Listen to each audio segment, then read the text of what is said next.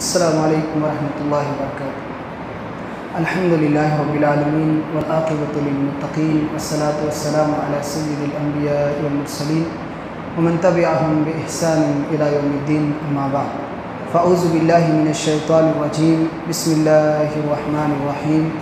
وَإِن تُطِعْ أَكْثَرَ مَن فِي الْأَرْضِ يُضِلُّوكَ عَن سَبِيلِ اللّہ۔ محترم حاضرین، آج 8ویں پارے کی منتخب آیات کی مختصر تفاسیر کے سلسلے میں آپ کی خدمت میں حاضر ہوا ہوں۔ 8واں پارہ 2 صورتوں پر مشتمل ہے۔ پہلی صورت سورۃ الانعام کا بقیہ حصہ ہے اور دوسری صورت سورۃ الاعراف کا ابتدائی حصہ ہے۔ اس پارے کی شروعات میں اللہ رب العالمین نے کفار مکہ کے جاہلانہ رویے پر نبی صلی اللہ علیہ وسلم کو تسلی دی ہے۔ وہ لوگ نبی صلی اللہ علیہ وسلم سے عجیب قسم کے معجزات کے ظہور کا مطالبہ کیا کرتے تھے، جس پر اللہ تعالیٰ نے نبی صلی اللہ علیہ وسلم کو تسلی دیتے ہوئے کہا کہ یہ ایسے لوگ ہیں کہ اگر مردہ زندہ ہو کر کے ان کو بولے تو بھی یہ ایمان لانے والے نہیں ہیں، یعنی یہ اتنے ضدی قسم کے لوگ ہیں کہ آپ پر ایمان لا ہی نہیں سکتے، چاہے جیسے بھی معجزات آپ ان کے پاس لا کر ان کے سامنے پیش کریں، ورنہ قرآن کا معجزہ ایمان لانے کے لیے ان کے لیے کافی تھا، لیکن ایمان ان کو لانا نہیں تھا، اس لیے عجیب غریب قسم کے معجزات کا مطالبہ کیا کرتے تھے۔ دوسری چیز، اللہ رب العالمین نے ایک اہم بات یہ بتائی ہے کہ اکثر آپ دیکھیں گے کہ نبی صلی اللہ علیہ وسلم یا آپ سے پہلے کے جو پیغمبر آئے تھے ان کے انکار کرنے والے قوم کے بڑے لوگ ہوا کرتے تھے، وہی زیادہ بغاوت اور فساد پھیلاتے تھے اور نبیوں سے عداوت اور بغض کا اظہار کرتے تھے، اور اللہ رب العالمین نے پھر بعد میں ان سب کو تباہ و برباد کر دیا۔ تیسری بات، اللہ رب العالمین کی جانب سے جس کے پاس ہدایت آ جائے اللہ ان کے سینے کو کھول دیتا ہے اور وہ ہدایت کو قبول کر لیتے ہیں، اور کچھ لوگ ایسے ہیں جن کے دلوں کو اللہ رب العالمین تنگ کر دیتا ہے، تو وہ ایسا ہیں جیسے آسمان میں چڑھنے کی کوشش کر رہے ہیں۔ دنیا کا کوئی انسان آسمان میں چڑھ نہیں سکتا، چاہے لاکھ کوشش کرے۔ اللہ تعالیٰ نے کہا ایسے لوگوں کی مثال ہے یہ جن کے دلوں کو ہم نے ان کے کفر کی وجہ سے بند کر دیا ہے کہ ایمان کی چاشنی، ایمان کی حلاوت، ایمان کی روشنی ان کے دلوں میں داخل نہیں ہو سکتی، لیکن جس کو ہدایت دینا چاہتا ہوں ان کے دل کو کھول دیتا ہوں اور وہ ایمان کو قبول کر لیتا ہے، حق کو قبول کر لیتا ہے۔ تو یہ بھی ہم اور آپ معاشرے کے اندر دیکھتے ہیں کہ کچھ لوگوں کے بارے میں ہم لاکھ دعائیں کرتے ہیں، کوشش کرتے ہیں، لیکن صراط مستقیم پر وہ نہیں آتے، اور ایک دوسرا شخص ہوتا ہے تھوڑی سی باتوں کو سمجھاتے ہیں وہ فوراً اس بات کو قبول کر لیتے ہیں اور اس پر عمل شروع کر دیتے ہیں۔ چوتھی بات، دنیا کی زندگی نے ہمیں دھوکے میں ڈال دیا۔ اللہ رب العالمین نے کہا کہ قیامت کے دن جب ہم کافروں سے پوچھیں گے کہ کس چیز نے تمہیں جہنم میں داخل کر دیا، کیا ہمارے رسول تمہارے پاس نہیں آئے تھے، ہماری تعلیمات تمہارے پاس نہیں آئی تھی، پھر کیوں تم ہمارے راہ پر نہیں آئے، صراط مستقیم پر نہیں آئے، تو وہ لوگ کہیں گے کہ ہم کو دنیا کی زندگی نے دھوکے میں ڈال دیا ہے۔ اللہ نے کہا ان لوگوں کا یہی بہانہ ہوگا اور وہ لوگ یہی کہیں گے کہ دنیا نے ان کو دھوکے میں ڈال دیا۔ اس لیے ہم اور آپ ایمان والے ہیں، دنیا کے فریب اور دھوکے کو سمجھیں، اس کو ہمیشگی کی زندگی نہ سمجھیں، بلکہ دنیا کو ایک چند روزہ زندگی سمجھتے ہوئے اللہ تعالیٰ کی عبادت کر کے گزارنے کی کوشش کریں۔ اس کے بعد ایک اہم بات اللہ تعالیٰ نے اس پارے کے اندر یہ بیان کی ہے کہ ہم اور آپ جو فصل اگاتے ہیں، کھیتی کرتے ہیں، تو جس دن کھیتی کی کٹائی ہوتی ہو اسی دن اس کی زکوٰۃ ادا کرنی پڑے گی۔ اللہ تعالیٰ نے کہا کلوا من ثمرہ اذا اثمر وآتوا حقہ یوم حصادہ، کہ اللہ تعالیٰ نے جو پھل اور جو میوے تم کو دیے ہیں اس سے تم کھاؤ، اور جب کٹائی کا دن آئے تو پھر اس سے تم صدقہ و خیرات کرو، زکوٰۃ نکالو۔ تو یہ ایسی فصل کی کٹائی ہے جیسے ہم کھیتی کرتے ہیں، تو اس میں سال گزرنے کی قید نہیں ہے، انسان جس دن کھیتی کی کٹائی کریں گے اسی دن اس کو زکوٰۃ دینی پڑے گی، شرط یہ ہے کہ نصاب کا مالک ہو، نصاب تک وہ کھیتی کا جو فصل ہے، جو کھیتی ہے، وہ نصاب تک پہنچنی چاہیے۔ تو اللہ نے اس پارے کے اندر اس کا بھی تذکرہ کیا ہے۔ ایسے ہی 10 نصیحتیں اللہ تعالیٰ نے اس پارے کے اندر ہمیں اور آپ کو کی ہیں۔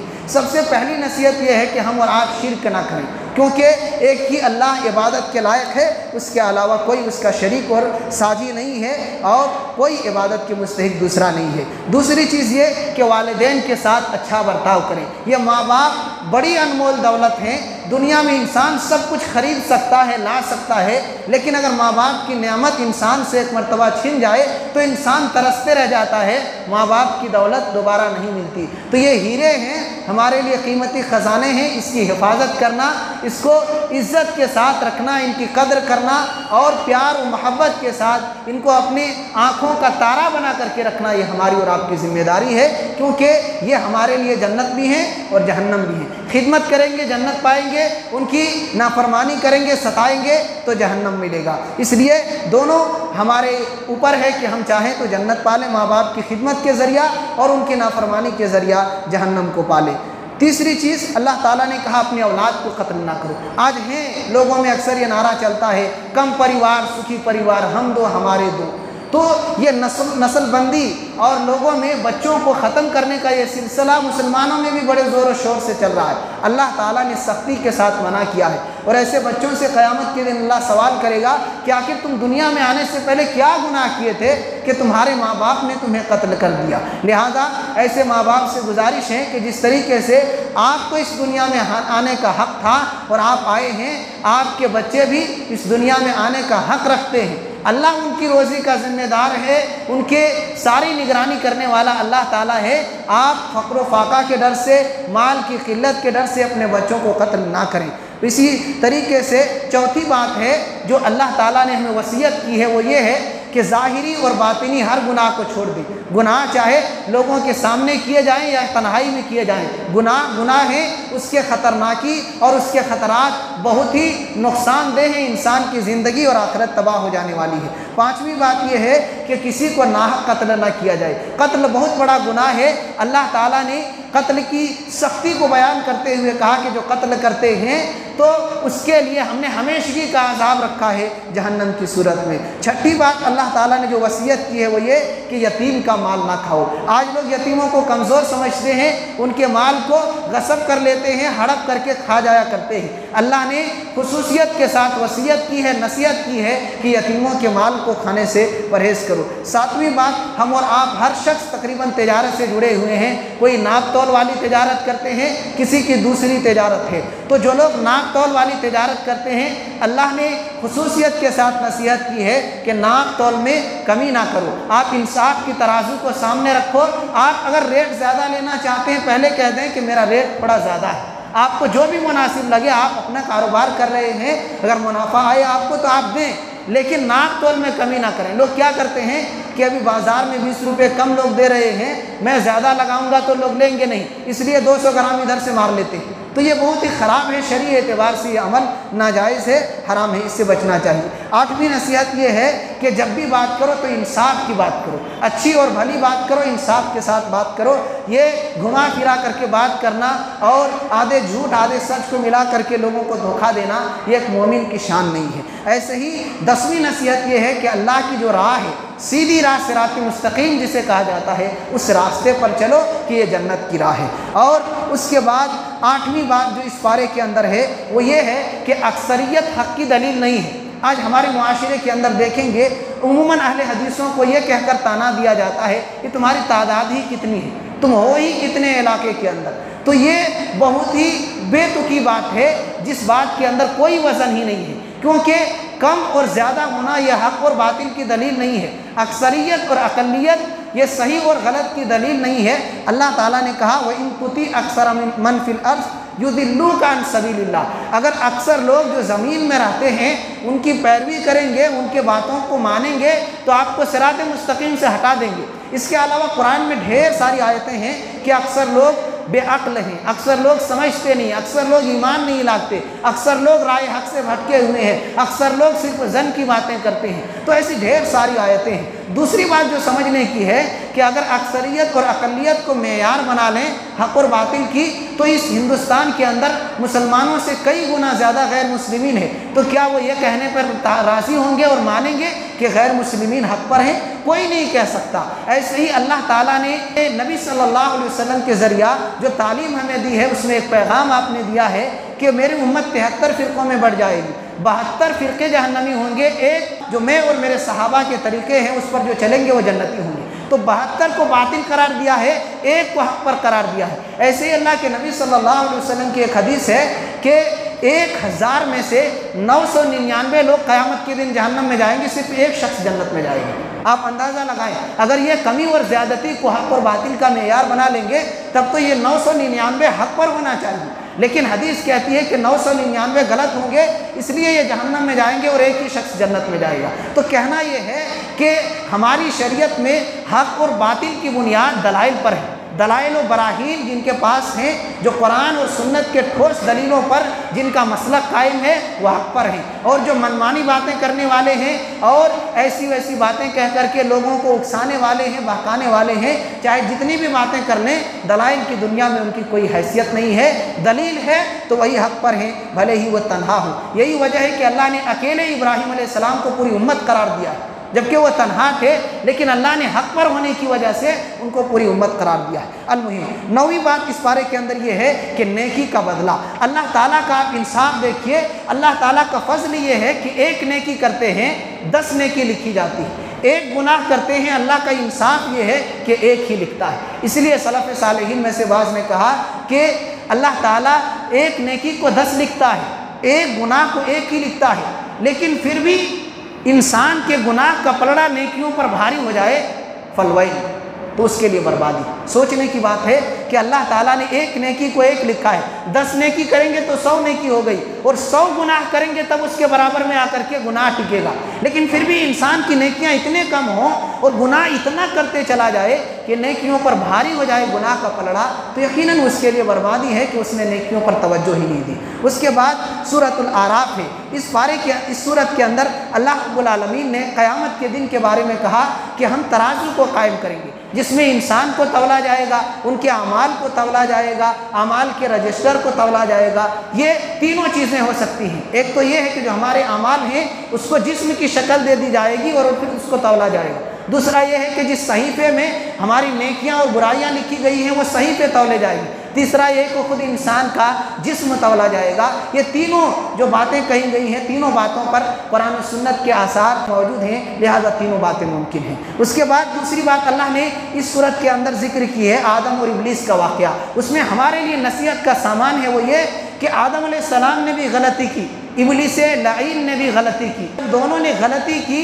ابلیس اپنے غلطی پر اڑا رہا، اپنی غلطی کا اقرار کر کے اس پر ڈٹا رہا، نتیجتاً راندہ درگاہ ہو گیا، ہمیشہ کے لیے ملعون اور اللہ تعالیٰ کی لعنت کا مستحق قرار پایا۔ دوسرا حضرت آدم علیہ السلام، ان سے بھی غلطی ہوئی، ان کو اپنی غلطی کا احساس ہوا اور اپنی غلطی کا اظہار کر کے اللہ تعالیٰ سے توبہ کرتے ہیں، اللہ کا محبوب بن جاتے ہیں۔ تو یہ دو لوگ ہیں، دونوں نے غلطی کی، ایک غلطی کر کے بھی اللہ کا مقرب بن گیا اور دوسرا غلطی کر کے اللہ تعالیٰ کا نافرمان بن گیا۔ اب ہماری ذمہ داری ہے کہ غلطیاں ہوتی رہیں گی، لہذا اللہ تعالیٰ سے توبہ کریں تاکہ اللہ تعالیٰ کے یہاں مقرب اور محبوب بن کر کے ہماری زندگی گزرے۔ ایک شاعر نے کہا تھا، بڑی بہترین بات شاعر کہتا ہے، صرف احساس ندامت، ایک سجدہ اور چشم نم، اے خدا کتنا آسان ہے منانا تجھ کو، کہ انسان اپنی غلطی کا احساس کر لے، آنکھوں سے آنسو بہا دے اور تیری در میں توبہ کر لے، اللہ تعالیٰ تو خوش ہو جاتا ہے اور سب کو معاف کر دیتا ہے۔ اس کے بعد تیسری بات جہنمی اور جنتی کا مکالمہ ذکر کیا ہے۔ جو جنتی ہیں وہ جہنمیوں سے پوچھیں گے کہ اللہ تعالیٰ نے ہم سے جو وعدہ کیا تھا کہ اچھے کام کرو گے جنت ملے گا، تو ہمیں تو ہمارا وعدہ اللہ تعالیٰ نے سچ کر دکھایا، تمہیں بدلہ ملا کہ نہیں ملا جو اللہ نے وعدہ کیا تھا؟ وہ کہیں گے کہ ہاں۔ اتنے ہی میں اللہ تعالیٰ کے فرشتے آواز لگائیں گے اللعنۃ اللہ علی الظالمین، کہ ظالموں پر اللہ کی لعنت ہو، اللہ کی پھٹکار ہو اور دونوں کی بات کاٹ دی جائے گی۔ اسی صورت کے اندر ہے کہ اللہ تعالیٰ کے وہ نافرمان بندے جہنمی کہیں گے کہ ہمیں تھوڑا پانی دے دیجئے جنتیوں سے، یا جو بھی اللہ نے نعمتیں آپ کو دی ہیں تھوڑا دے دیجئے، کم سے کم تھوڑے لمحے کے لیے فائدہ اٹھا لیں۔ اللہ فرمائے گا کہ ہمارے وہ نیک بندے کہیں گے ان اللہ حرمہما علی الکافرین، کہ آج اللہ تعالیٰ نے یہ دونوں چیزیں، پانی بھی کھانے بھی، جہنمیوں پر حرام کر دیا ہے، اس لیے ہم کھانے کی چیز بھی نہیں دے سکتے، پانی بھی نہیں دے سکتے۔ اصحاب آراف جس سے اس کا نام پڑا ہے، اس سورت کا ایک جگہ کا نام ہے جنت اور جہنم کے درمیان۔ اصحاب آراف وہ لوگ ہیں،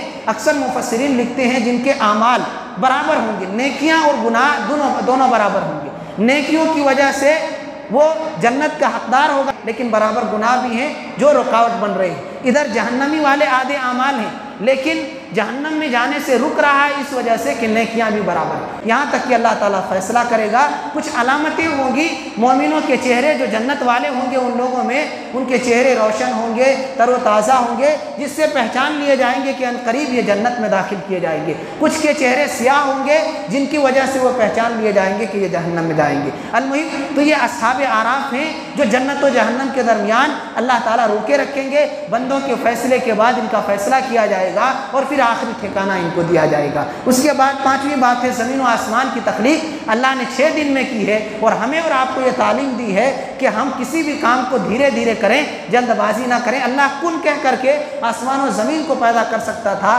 لیکن دھیرے دھیرے پیدا کر کے ہمیں یہ کہا ہے اور یہ بتلانا چاہا ہے کہ ہم بھی ہر کام کو اطمینان کے ساتھ دھیرے دھیرے کریں۔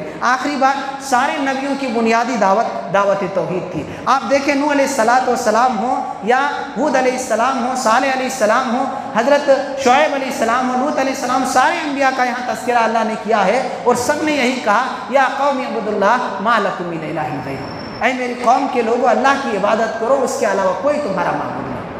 تو یہ نبیوں کی سب سے بنیادی دعوت تھی۔ اگر یہ دعوت لوگوں نے قبول نہیں کی، آگے کا سبق نبیوں نے پڑھایا ہی، لہذا ہمیں بھی اور آپ کو سب سے پہلے توحید پر زور دینا چاہیے اور توحید کو پکا کرنا چاہیے کہ یہ سارے نبیوں کی بنیادی سب سے ابتدائی اور آخری اور سب سے اہم دعوت تھی، اور یہی ہماری نجات کی سب سے اہم دعوت ہے کہ اسی میں انسان کی آخری نجات ہے۔ المہم یہ اور اس کے علاوہ ڈھیر ساری باتیں ہیں اس بارے کے اندر۔ اللہ تعالیٰ سے دعا ہے کہ اللہ تعالیٰ تم تمام لوگوں کو قرآن و حدیث کو صحیح طور پر سمجھنے اور اس کے مطابق عمل پیرا ہونے کی توفیق عنایت فرما، آمین۔